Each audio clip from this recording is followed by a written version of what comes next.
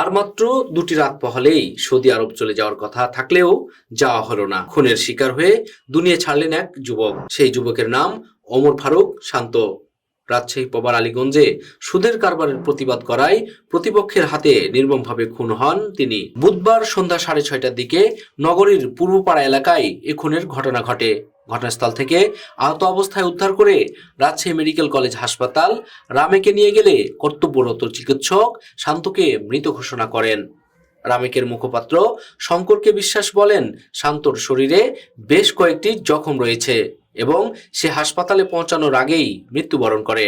সন্ধ্যা 5টায় রাজপাড়ার আলীগঞ্জ পূর্বপাড়া এলাকায় চায়ের দোকানের সামনে গজচিপা গলির ভরাটপুকুর এলাকায় ধারালো চাকু ও চাপাতি দিয়ে কুপিয়ে গুরুতর জখম করা হয় শান্তকে। বৃহস্পতিবার ভোররাত আনুমানিক 4:45টার দিকে আরএমপি রাজপাড়া থানার একটি বিশেষ টিম রাজশাহী জেলার বাঘা থানার নারায়ণপুর এলাকায় অভিযান চালিয়ে আওয়ামী লীগ কর্মী রিপনকে গ্রেপ্তার করা হয়। পুলিশ সূত্রে জানা যায়, রিপন সহ অন্য আসামিরা দীর্ঘদিন ধরে সুদের ব্যবসার সঙ্গে জড়িত ছিল। এ বিরোধিতার জেরে শান্তকে নির্মমভাবে হত্যা করা হয়। গ্রেপ্তারকৃত নয়ন মামলার 1 নম্বর আসামি। ডক্টর মোহাম্মদ জিল্লুর রহমান স্যারের নির্দেশে এই মামলার আসামিদেরকে গ্রেপ্তারের জন্য অভিযান পরিচালনা করে গত ভোর রাতে রাজশাহীর বাঘা থানার নারায়ণপুর গ্রাম থেকে এই হত্যাকাণ্ডের নির্দেশদাতা এবং মূল আসামি রিপনকে গ্রেপ্তার করা হয়। আজ বিকেলে রামেকে শান্তর ময়নাতদন্ত করা হয়।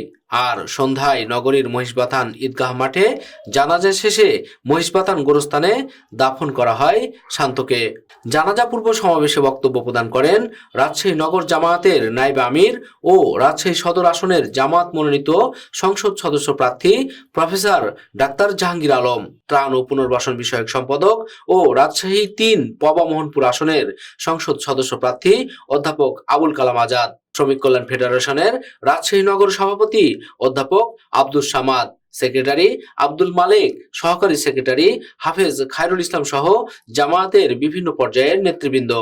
খুনের শিকার শান্ত জামায়াতের সহযোগী সংগঠন শ্রমিক কল্যাণ ফেডারেশনের রাজশাহী নগর শাখার একজন কর্মী ছিলেন। সমাবেশে এই হত্যাকাণ্ডের তীব্র নিন্দা ও প্রতিবাদ জানিয়ে অবিলম্বে অন্যান্য আসামিদের গ্রেপ্তারের দাবি জানান বক্তারা। এ সময় সন্তানের মাগফিরাতের জন্য জানাজায় সবার নিকট দোয়া চান নিহত শান্তর বাবা। এদিকে এই হত্যাকাণ্ডের তীব্র নিন্দা, প্রতিবাদ ও হত্যাকারীদের গ্রেপ্তারের দাবি জানিয়েছেন রাজশাহী মহানগর জামায়াত ইসলামীর আমির ডক্টর মাওলানা কেরামত আলী ও সেক্রেটারি ইমাজউদ্দিন মণ্ডল। তারা একটি বিবৃতি দিয়ে বলেন, এমন নৃশংস হত্যাকাণ্ড খুবই উদ্বেগজনক। দ্রুত হত্যাকারীদের গ্রেপ্তার করে শাস্তির আওতায় আনতে হবে। Citizen voice desk.